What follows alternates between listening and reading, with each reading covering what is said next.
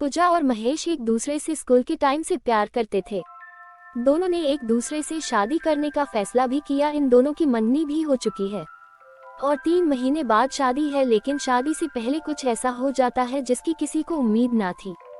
महेश के फोन पर पूजा का कॉल आता है। पूजा, हेलो महेश।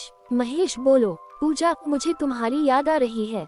महेश, हाँ, मुझे भी सुबह से तुम्हारी बहुत याद आ रही है और पता नहीं आज सुबह से घबराहट सी हो रही है। पूजा, महेश, क्या आप मुझसे मिलने आ सकते हो अभी? महेश, हाँ, क्यों नहीं, मेरा मन भी तुमसे मिलने का मन कर रहा है। पूजा, ओके, मैं हॉस्पिटल में हूँ, प्लीज जल्दी आना। महेश घबराते हुए बोला, क्या हुआ, प्लीज बताओ मुझे। पूजा, कुछ नहीं, बस सुबह चक्कर आ गया था, आप मेरे पास आ जाओ जल्दी।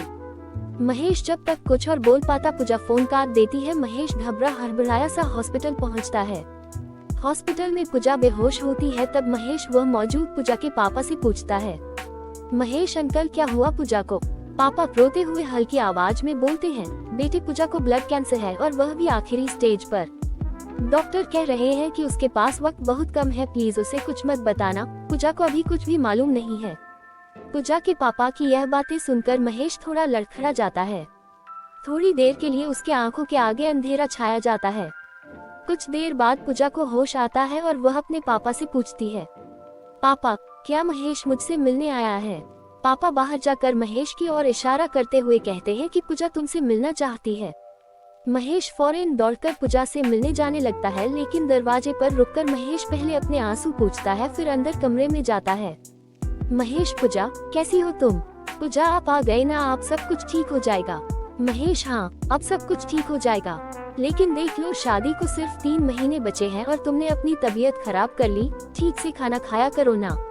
पूजा, ठीक है महेश, मैं आप ठीक से खाना खाऊंगी और तुम्हारा हर बात मानूंगी। महेश रोना चाहता है लेकिन रो नहीं पाता। अब तुम जल्दी से ठीक हो जाओ, महेश रोते हुए बोलता है। भगवान करे तुम्हें मेरी भी उम्र लग जाए। यह कहते हुए महेश पूजा के सर को अपने बाहों में रख लेता है। पूजा, आप रोइए नहीं, मैं ठीक हो जाऊंगी, आपने हमेशा मेरा बहुत ख्याल रखा है। महेश, थोड़ी देर में आपकी बाहों में ऐसे ही लेट रही हूँ। महेश रोते हुए पूजा के सर को सहलाने लगता है। तभी थोड़े दिन में महेश को यह एहसास होता है कि उसकी पूजा अब नहीं रही, लेकिन तब भी महेश बिना कुछ कहे बस यूं ही पूजा को अपनी बाहों में थामे रखता है और उसकी आंखों में आंसू बहने लगते हैं।